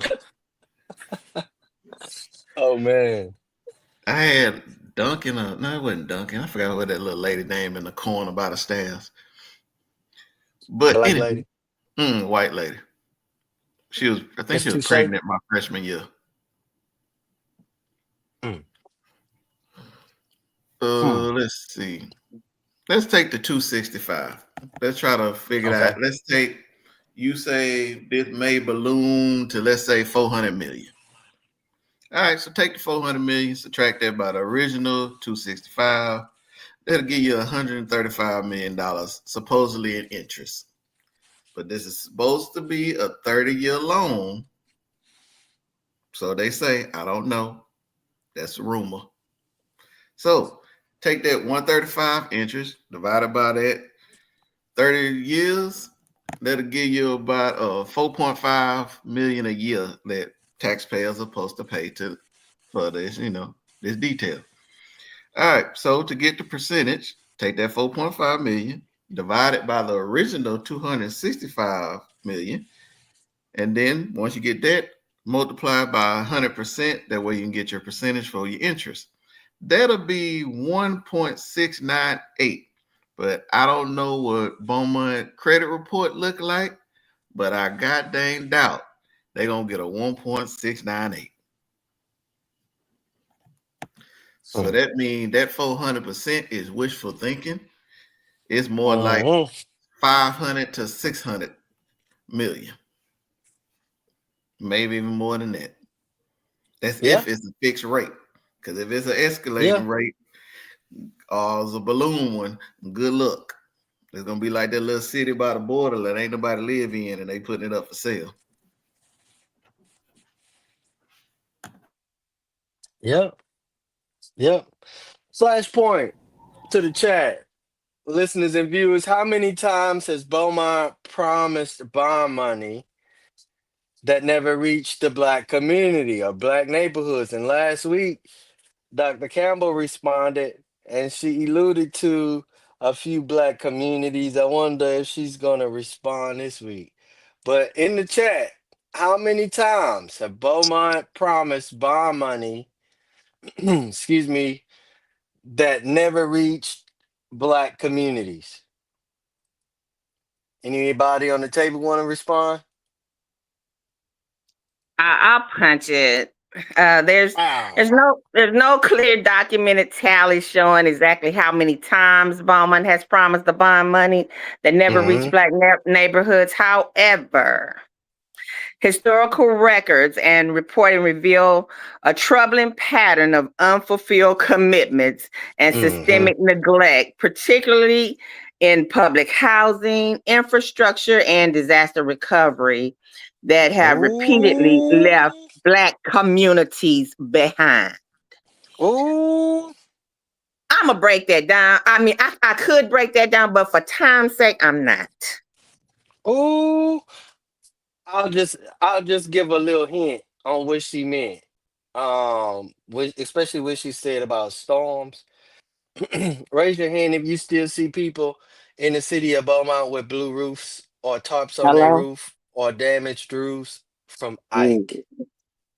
Ike. I didn't say Amelda. I didn't say Harvey. I didn't say Delta. I said Ike. Mm. Mhm. Ike. Um, Ike. That's before. That was right around the time we got us a black president. Ike. So yeah, FEMA ain't been a doing what they been a doing, and the city of Beaumont been redirecting monies. So there it Mm. is. Mhm. And again, just so that people will know, this is Christopher Jones speaking, not the organizations that I'm a part of. Mhm. Because I know y'all gonna try to come for them. Because I'm telling y'all, I'm not playing with y'all no more. I'm done playing with y'all. Know your rights. Bond propositions must list addresses. Hello, must list addresses. Mm. Must list addresses and fiscal notes. That not only means what it's going to cost the city, but what it's going to cost you in the block, and you in the household, and you as or individuals that receive services from the city. That means trash, water, sewer. And they haven't imposed the streets one yet. So you better be careful. Mm. Um, but again, propositions must list addresses and fiscal notes, demand binder list and equity reports before they shove it down our throat. Mhm. And from what I gathered, they've already voted to have the election in November. They didn't hear from the citizens when the citizens said to many of us, hey, how about we come back in May or November, next November, with this bond? Give us some time to outline this thing efficiently and effectively, especially if I'm going to be paying for it for 30 years, like Dustin said, or if I'm going to be paying for it for 5 years. If you decrease the amount of time you're going to pay on this bond, that increases the amount that's coming out of our pocket. We played the game. We saw it. Mr. Jam June told us that in math, and Mr. Show taught us that in government and economics at Central Senior High School. Supply and demand. I mean, I ain't forget it. Roundtable question for this particular segment is, if the bond doesn't guarantee equity, contractors, or neighborhood fixes to us, to us, to the populace, let's say that, so nobody will think I'm talking about just black folks, but to the populace of the city of Beaumont. Yeah. Should we vote ourselves into decades of debt? And what's your solution? Dr. Campbell, you have the floor. Okay, so the core of the issue, bonds equals public debt. And if they don't come with guarantees of equity, accountability, and neighborhood investment, then working people, especially in Black neighborhoods risk paying for projects that don't serve them. Okay. Should you vote for it? No. No guarantee, no trust.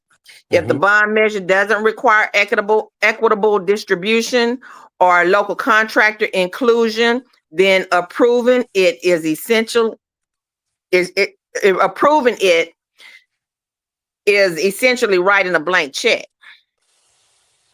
Debt without benefit, taxpayers, especially homeowners, carry the debt, while benefits may flow to politically favored projects or wealthier areas.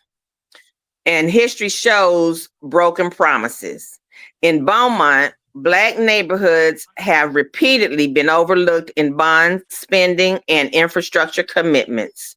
The solution instead is we need to demand equity language before the passage. Insist on ballot measure or city ordinance specifying percentages of funds earmarked for underserved neighborhoods. Require local and minority-owned contractor participation quotas. I think they put this bond issue right here, right now, because all of the council members are new. Right? So they're not aware of everything that should go into this. Right? So then they can just hurry up and bum rush them and, make them, like scan the page instead of reading it and reading it for understanding. Yeah. Right? Yeah. So who is Number they though, 2 Miss is, Cat?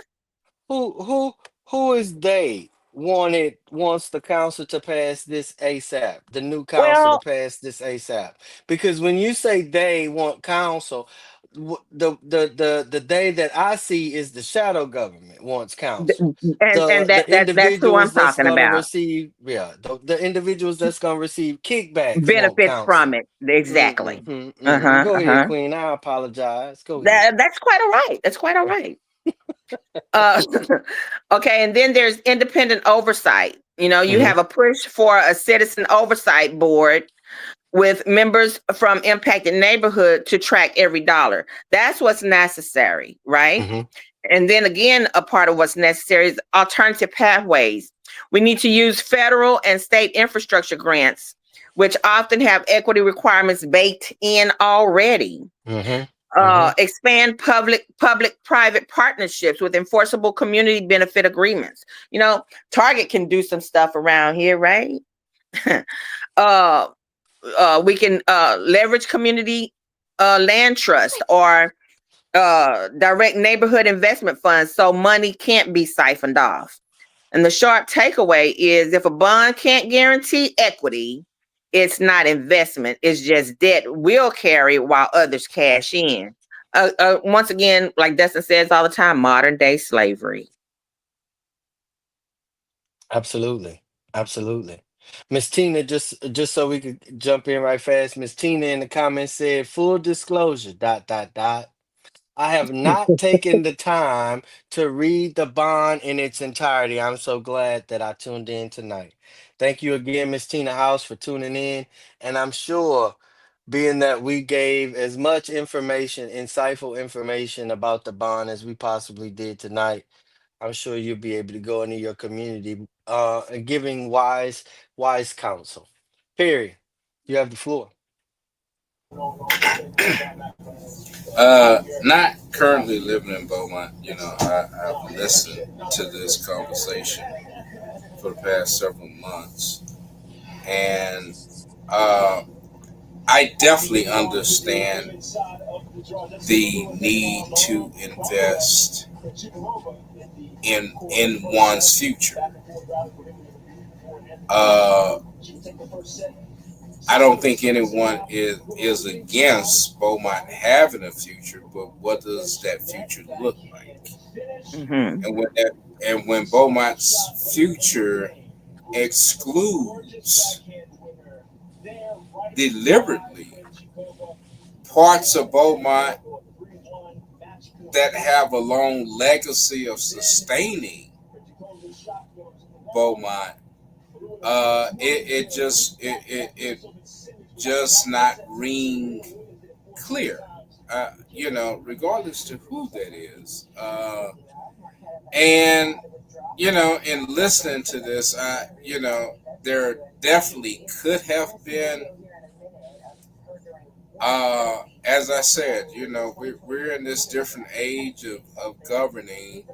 And so while that shadow government was placing its pieces on this committee, uh, unfortunately, our leadership or our representation uh, found some allegiance in the Hmm. process, and did not even put up a counter voice, as if a counter voice in this age is wrong. I Hmm. mean, if Beaumont is going to rebuild, I mean, we're saying Beaumont requires unity, but unity is not speaking all the same voice and having Yeah. all the same thought. I come. Where is it? I come from that where we understood iron sharpened iron. Mhm. And now all we're getting is someone who can put in Stroking egos. on the Facebook post that they oppose what they already passed and get 700 and some odd folk to like it. And I'm asking, what are you liking? What is it? I mean, this is poor Houdini. I mean, Yes. it's not even a trick. It's just dead rabbit time, y'all. Look, dead rabbit. I pulled up a dead rabbit. I don't know. Yeah. And I mean, I said it in tongue in cheek, but in some ways, you have to laugh to keep from crying Mhm. Or that you whipping would even somebody. put that you'd even put $100,000 to try to sell something says that you don't even believe in it in yourself. Yourself. That part. That part.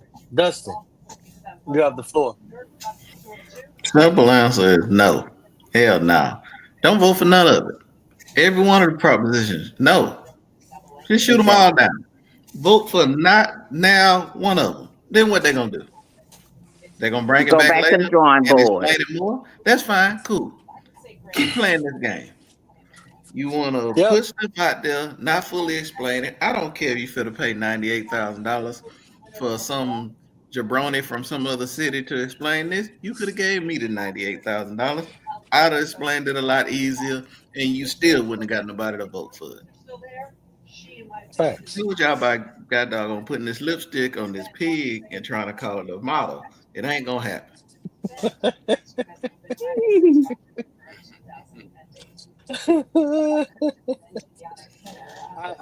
I mean, like, for me, y'all, I definitely want y'all to know I'm 100% about the growth, resilience, and sustainability of this great city. I consider to be a great city.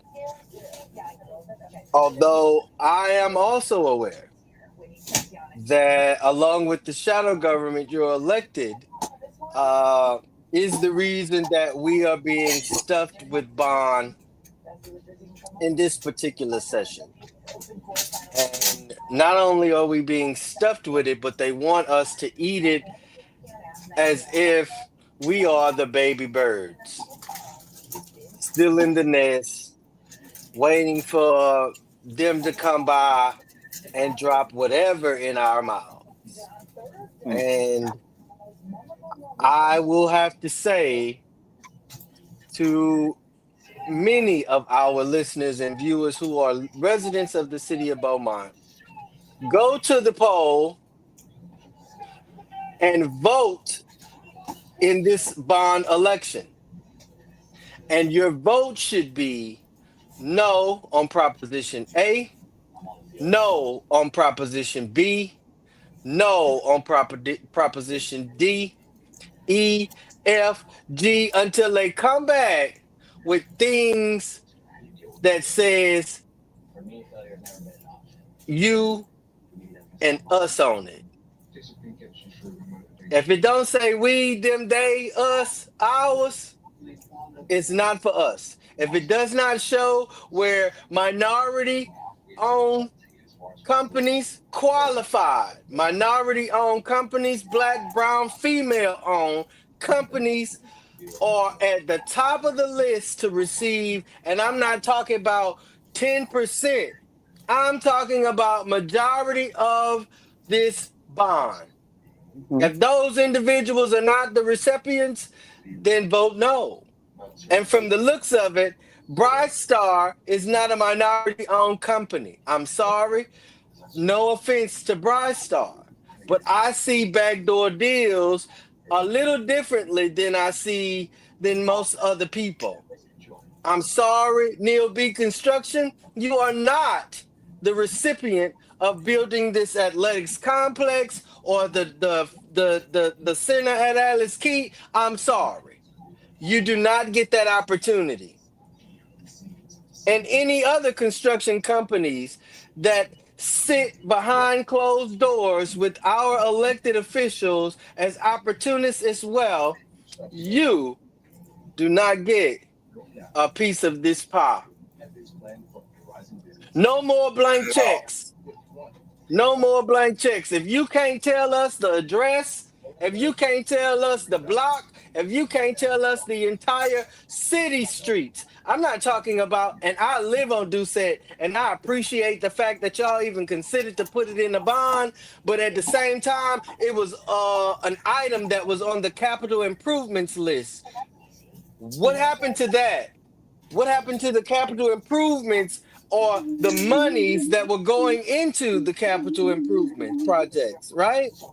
So there's a lot of discrepancies that our citizens need to understand. And the contractors, if it's not us, if it's not majority us, no. The hiring rules, if we're not the ones to man these facilities, no. The equity commitments, just like Dr. Campbell mentioned. No, if it's not there, no.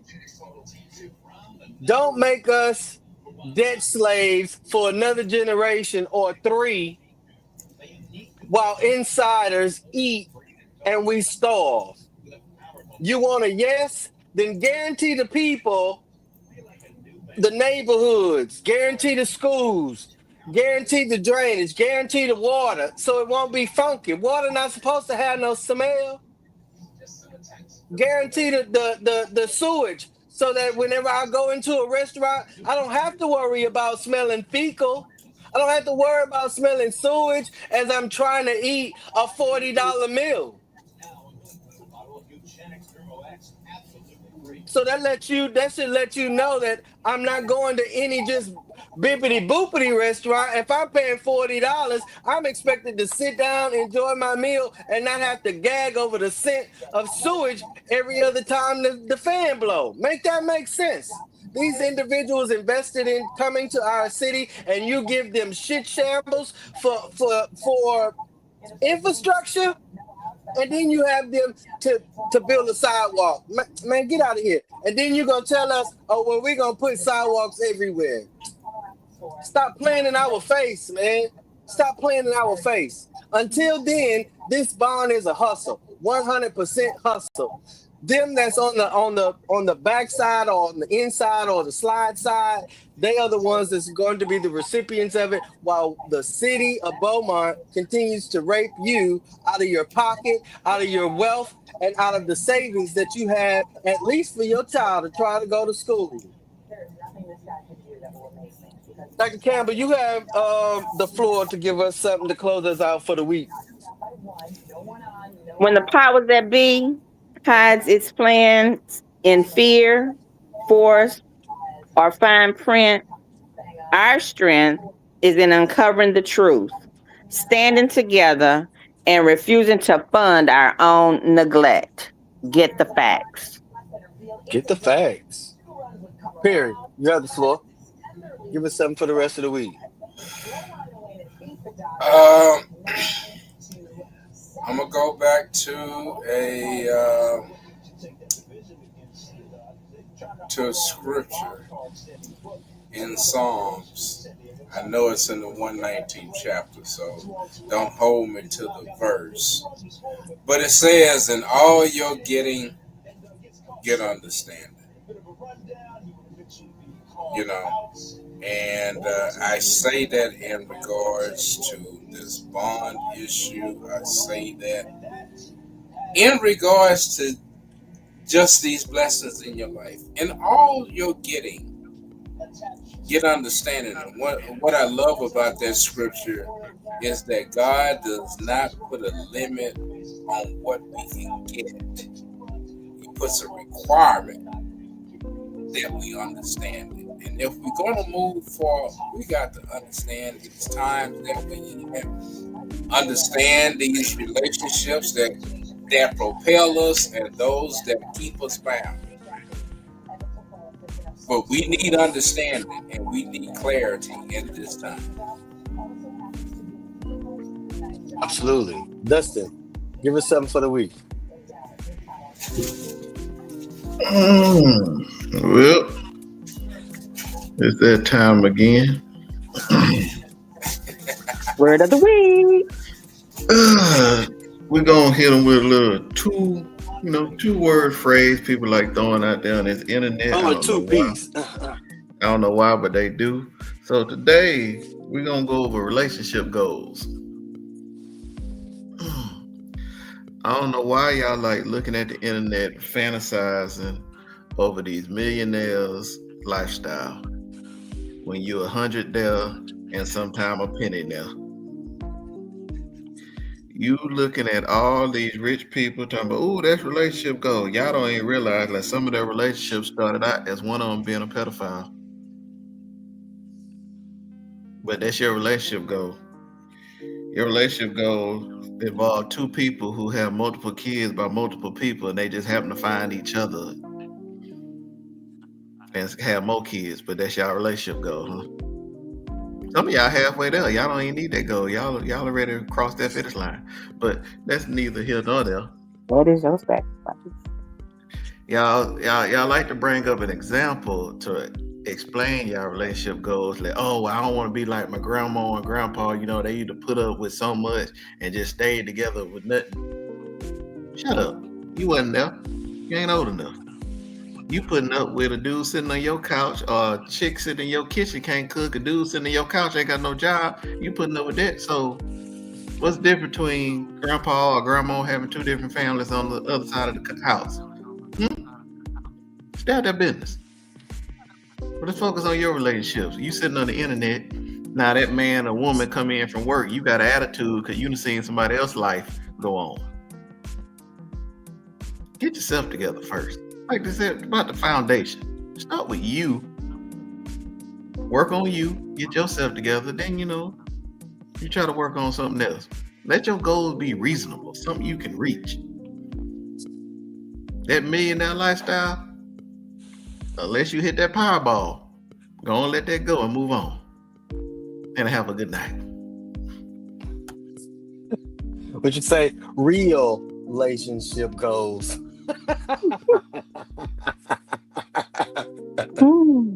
I love it. Family, I greatly appreciate you all for tuning in on this evening on the Knowledge is Power podcast live and tuning into our show, the Roundtable Talk. Of course, we come to you every Tuesday at 9 o'clock, and I wanted to leave you all with this. What did we hear tonight? Raids, maps, bonds, shadow governments, souped up deals, blank checks. So many different fields, but the hustle is all the same. I want y'all to understand that. The hustle is the same. And I'm asking the citizens of Beaumont, do not allow us to be hustled anymore. Intimidate us, confine us, and cash in while we pay the bill. Do not allow that anymore. But remember this. Every time they plan in secret, every time they plan backdoor deals, we can expose it in public. Every time we could expose it in public. Every time they bury in the fine print, we can drag it into daylight. I promise you. Voyeurs is one of our greatest weapons. Or call. And if you allude to that you're going to do it open records, they'll send you an email with the information that you want. History might be repeating itself, but we're not the same generation anymore. We are not the same docile people that these systems were put in place to mow over in the first place. We are wiser, and we are the generations forward from that. So not only did we not only gain wisdom and knowledge, but just as Perry said, the most important thing we got was understanding by listening to the words of our elders and seeing the things that they went through. Again, we're not the same generation. We've got the eyes, we've got the voices, and the courage to say, hell no, not again. And remember, thank you again for tuning in, and we'll see y'all next Tuesday. Stay prayed up, y'all. Stay prayed up. Stay prayed up. God bless y'all. Have a good night.